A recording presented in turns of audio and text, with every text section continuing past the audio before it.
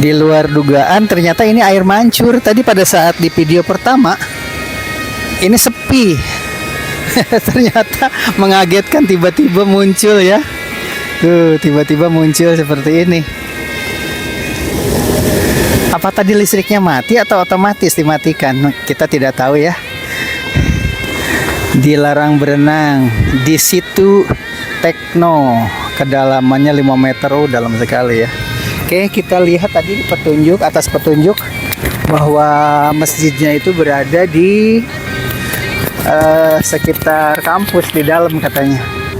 Ini sekitar kampus Telkom. Kita akan mengikuti sesuai dengan petunjuk tadi dari seorang sopir. Katanya masjidnya itu di sini kelihatan menaranya. Tapi paling tidak kita sudah tahu ternyata kampus Telkom itu cukup nyaman ya. Dikira cuma UPI yang begini. Tapi walaupun tetap nyaman begini, yang namanya Telkom tuh ada menara sangat tinggi sekali. Ini menara ini tinggi sekali.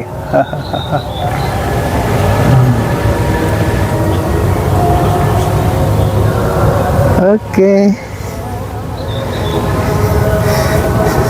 Ini ada suara azan sih. Mungkin ajaran agama Islam itu di samping membangun menara yang tinggi, juga ada suara azan teriak seperti itu. Biasanya adanya itu berulang kali ya, bukan seperti di Indonesia yang namanya azan itu kan hanya menjelang sholat langsung qomat. Tapi ada informasi bahwa di ajaran Islam zaman Rasulullah dulu itu yang namanya adzan itu berulang kali. Salah satu diantaranya misalkan di pasar itu adzan kira-kira sekian jam sebelum mulai salat Jumat begitu. Kemudian nanti adzan lagi ketika sudah mendekati waktu sholat sebelum qomat. Dan masih banyak lagi. Kita kayaknya harus bertanya di mana ada masjid untuk sholat Jumat. Ini saya udah keliling-keliling dari tadi. Ini ada ruang informasi tapi tutup. Ini ruang informasi tapi tutup nih. ATM Center juga sepi di sini. Oh, belum ada. Nah, kita tanya ke sini. Kita coba tanya ke sini. Dia ada masjid di mana ya? Masjid untuk salat Jumat. Masjid mau salat ada di situ. Makasih ya, Dek. Oh, jauh nggak? Ada deket ya. Makasih ya. Ternyata ada denah di sini. Nih, ada denah nih. Ada di situ tapi karena hujan nggak sempat memperhatikan, tadi sudah dikasih tahu. Tidak apa-apa, perkiraan saja. Ada kucing.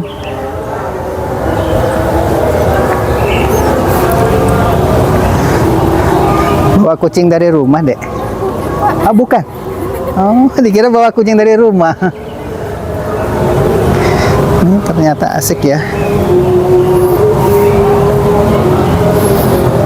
Sekali lagi, Universitas Telkom ini sangat bergengsi. Di zaman saya dulu orang bercita-cita banyak sekali ingin masuk ke sini, tapi kan tidak mudah, apalagi yang memiliki perekonomian pas-pasan ya.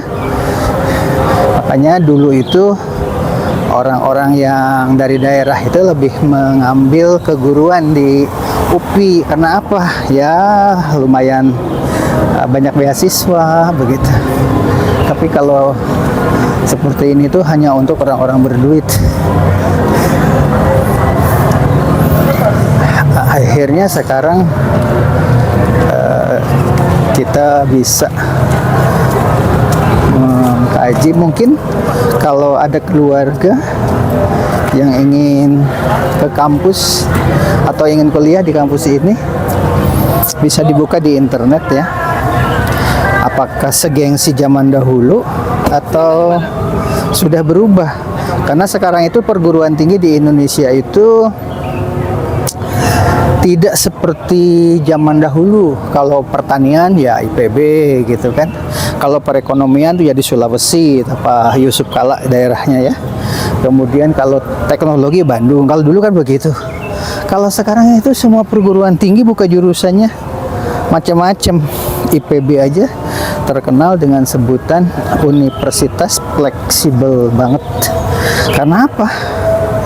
Karena ya pekerjaannya dari Universitas Pertanian, tapi ada yang direktur bank itu, bahkan banyak pejabat-pejabat penting yang tidak bergerak sesuai dengan ijazahnya. Begitu juga dari Telkom yang dicita-citakan itu, karena lulusan dari Telkom itu lapangan pekerjaan luas sekali ya, dijamin tidak akan nganggur gitu kan. Ternyata dicari-cari masjid itu ini masjidnya, karena nggak pakai menara kali ya. Menurut informasi masjidnya itu ini tapi tidak ada menara di sini, tidak ada yang azan, dan sepi dari suara pengajian. Harusnya yang namanya masjid itu ada suara panggilan berupa tilawatil Quran begitu, kalau betul ini masjid. Tapi kita cek aja dulu apakah betul ini masjid, karena waktu sholat kelihatannya sudah hampir nih.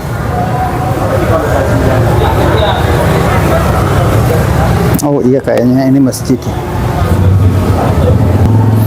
Akhirnya ketemu juga ya.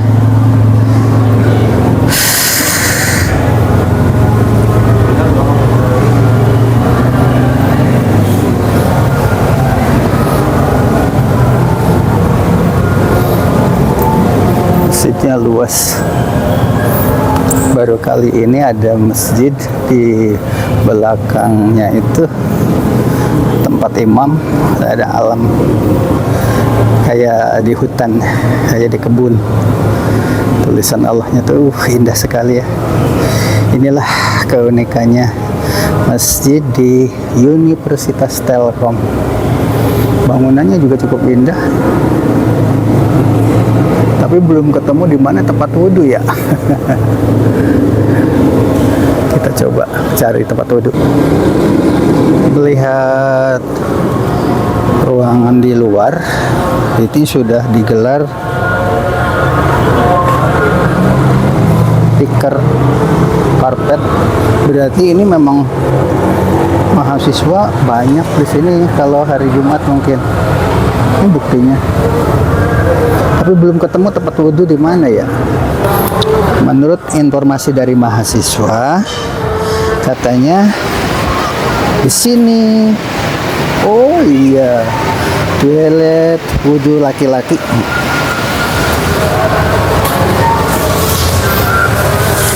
Nah, ini biasanya diisi air untuk cuci kaki.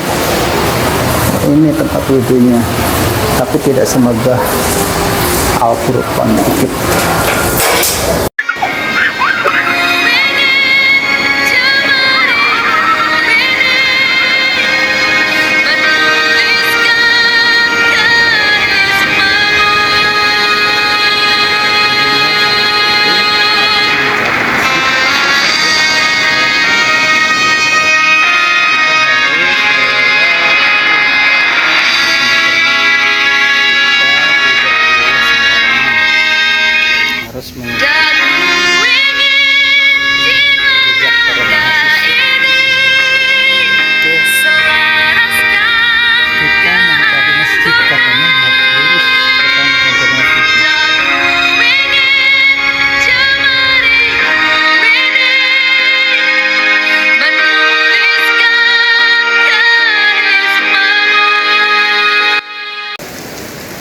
Yang namanya hujan itu rezeki, iya kan? Tapi ini acara jam 1. Sekarang nih tersandra berdua orang Jogja. Kota Jogjanya di mana? Di kotanya. Di Kota. Iya apa? Kota Jogja. Iya. Mungkin ada namanya? Mariono. SMK Bukan. 3. Oh, SMK 3. Terus dari mana lagi? Yang dari Jogja kan Pak Is juga ya? Pak Faiz juga Jogja ya. Pak Is Jogja kan? Ya, aslinya Jogja. Sekarang Pak Is kesini nggak? Kesini masih di perjalanan. Ngecek dulu bentar. Lihat. Boleh lah. Siapa di perjalanan? Ini hujan tuh, karena hujan begini tuh. Keunikan di masjid ini, tadi saya pertama datang ke masjid ini suasananya sepi, nggak ada ngaji, nggak ada apa. Saya adalah orang pertama yang masuk masjid ini. Kontrol sampai tempat khutbahnya berupa taman penuh dengan bunga-bunga seperti yang tadi lihat ya. Dan yang paling unik lagi adalah setelah sholat Jumat, tadi di belakang sana itu berbaris rapi sekitar 6 banjar ya, ke bawah ke belakangnya sapnya itu sampai lebih dari 30-60 sap ke belakang. Setelah ditanya ini ada apa? Ternyata pembagian nasi. Ini salah satu contoh ya di masjid-masjid yang lain. Apakah seperti itu? Kita tanya sama orang Jogja. Apakah di Jogja ada masjid yang seperti itu? Di Jogja masjid seperti itu banyak Pak. Namanya Jumat Berkah. Itu hampir setiap masjid yang besar-besar itu sudah disediakan oleh jamaah ataupun oleh orang luar. Bahkan di sana itu ada masjid itu yang menyediakan, di sana ada seperti kotak lemari begitu. Isinya apa Pak? Isinya boleh mengisi dan boleh mengambil begitu. Oh, jadi nggak dibagi, kalau ini dibagi. Iya. Kalau itu ngambil sendiri. Kalau di masjid-masjid yang di masyarakat gitu mereka ngambil sendiri. Tapi kalau di sekolah, ada di sekolah itu ada yang bagi siswa karena melatih siswa untuk berbagi. Yang terkenal di masjid apa yang melakukan seperti itu? Kalau yang melakukan seperti itu di Masjid Agung Jogja. Masalahnya saya kan sering ke Jogja juga ya, karena saya di Bantul di situ. Nah, nanti kapan-kapan saya ingin coba datang ke masjid apa namanya? Masjid Agung, Pak. Masjid Agung. Kemudian Masjid Agung Sleman juga ada. Menu yang paling bagus biasanya di masjid di Jogja itu kalau seperti tadi bagi-bagi makan tuh apa aja isinya? Kalau menu relatif ya Pak isinya. Artinya kami nggak bisa memprediksi isinya apa gitu. Tapi yang jelas nasi ayam, nasi telur itu pasti. Berarti pernah ngambil ya. Saya juga lagi lapar dulu. Pasti, pernah. Ya. Saya lagi perjalanan jauh. Yeah. Waktu itu lapar segala macam begitu. Akhirnya salat Jumat di kampungan, di kampung. Masjidnya kumuh. Wow, udah bolong-bolong apa gitu. Tapi sejahtera. Warga di situ pada sholat itu di daerah saya tuh itu. Karena saya lapar ikut juga. Orang dipaksa-paksa. Iya. Gitu. Karena memang gini Pak. Yang namanya orang bersedekah itu kan kesadaran ya. Kalau ada orang sedekah kalau nggak ada yang ngambil itu justru malah kasihan. Sudah sedekah berarti itu nggak ada yang ngambil. Jadi awalnya mereka pada malu jamaah itu, tapi akhirnya udah terbiasa karena memang ya harus take and give, saling berbagi gitu. Hadirin sekalian para penonton YouTube, ini lagi hujan besar. Di belakang saya ini adalah taman. Ini Universitas apa? Telkom. Universitas Telkom tuh, lihat indah sekali ya tamannya. Oh, ini pohonnya besar-besar. Bisa menyebutkan nggak ini pohon apa, Pak? Ayo, orang desa harus tahu ini pohon apa. Mana pohon ini besi? Nih, yang ini. Yo, sebutkan pohon apa aja di sini. Pohon besi. Rata-rata pohon besi Pak ya? Mahoni. Ada mahoni? Kayaknya itu mahoni, yang kecil itu mahoni. Oke. Indah sih. Iya, banyak. Kayak memang taman kota ya. Iya, taman kota itu dan berlumut kayak hutan jadi. Justru karena berlumutnya itu indah sekali ya kan? Oke.